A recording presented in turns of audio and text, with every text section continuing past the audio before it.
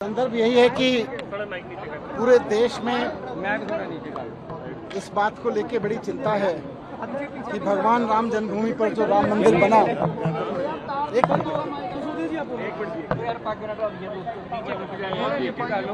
बस अब पूरे देश में इस बात को लेकर बहुत चिंता है कि भगवान राम का जो मंदिर अयोध्या में बना, उसके बनने से लेकर उसके लिए ज़मीनें, उसके आसपास की ज़मीनें खरीदने तक, और अब जो श्रद्धालु वहाँ राम भक्त आके चंदा देते हैं, चढ़ावा देते हैं, उस सब में सैकड़ों करोड़ की डकैती हुई है। इस सैकड़ों करोड़ की डकैती करने वाले लोगों को सख्त से सख्त सज़ा दी जाए, उनको फांसी दी जाए, ये मांग हम प्रधानमंत्री जी से कर रहे हैं और इस देश के सारे राम भक्त मिलकर प्रधानमंत्री जी से कर रहे हैं।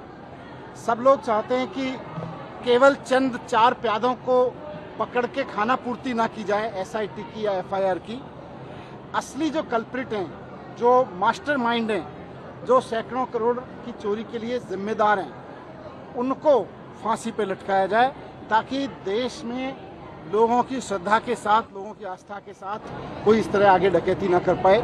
इसलिए हम लोग पूरे देश में, कल हमने दिल्ली में शुरू किया था 2 दिन पहले ये प्रोग्राम, आज पंजाब में भी शुरू कर रहे हैं, पूरे देश में अलग अलग शुरू कर रहे हैं। अब निश्चित रूप से जो चोरों को सपोर्ट करते हैं, जो डकैतों को सपोर्ट करते हैं, उनको तो प्रॉब्लम होगी उससे, लेकिन हमारा काम है कि देश में इस तरह की चीज़ें हों। कुछ लोग ये कह रहे हैं कि यहाँ पर राजनीतिक मंच नहीं बनाना चाहिए। नहीं, बिल्कुल नहीं, बिल्कुल राजनीतिक मंच नहीं बनाना चाहिए। ये तो श्रद्धा का मसला है। तो अगर कोई हनुमान चालीसा कर रहा है तो आके विरोध क्यों कर रहे हैं? हनुमान चालीसा में बैठे। हनुमान चालीसा पढ़ने वाला राजनीतिक मंच बना रहा है या हनुमान चालीसा का विरोध करने वाला?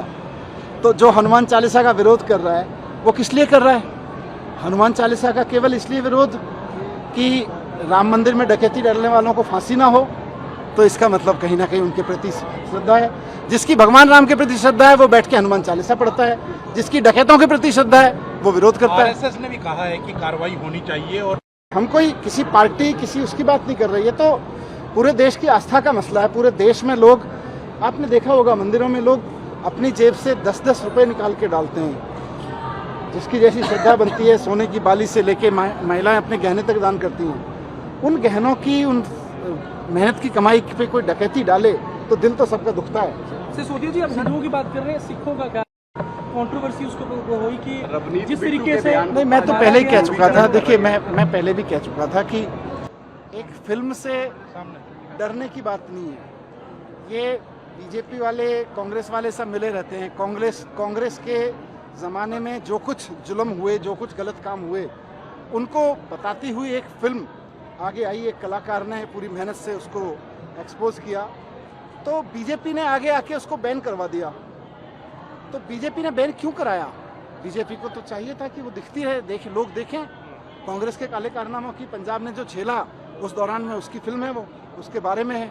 तो क्यों नहीं उसको जाने देना? तो कांग्रेस और बीजेपी की मिली भगत से पंजाब कांग्रेस में काफी कुछ चल रहा है। आप ओवरऑल इंसिडेंट को कैसे देख रहे हैं? ये पूरे देश में इस वक्त इस बात को लेके दुख है कि भगवान राम का मंदिर, जो लोगों की इतनी श्रद्धा और आस्था का प्रतीक है, वहाँ पर लोग, करोड़ों लोग जा के जो चढ़ावा चढ़ाते हैं, उसमें डकैती हो रही है। तो उस डकैती को करने वालों को फांसी की सज़ा दी जाए, जो इतने करोड़ लोगों की आस्था से खेल रहे हैं। ये मांग करते हुए प्रधानमंत्री जी को चिट्ठी पूरे देश में राम भक्त लिख रहे हैं। तो आज उसी सिलसिले में यहाँ भी राम भक्तों की मीटिंग हुई और वो चिट्ठी साइन की है। सबने हनुमान चालीसा का पाठ भी किया है। वो तो मैंने बोला है उस पर पहले भी कि भाई, सतलुज में कांग्रेस के समय में पंजाब ने जो झेला, उसका वर्णन किया गया है और उसको बीजेपी कांग्रेस के काले कारनामा को पर्दा डालने के लिए उस मूवी को बैन कराती है। तो बड़ा अफसोसजनक है।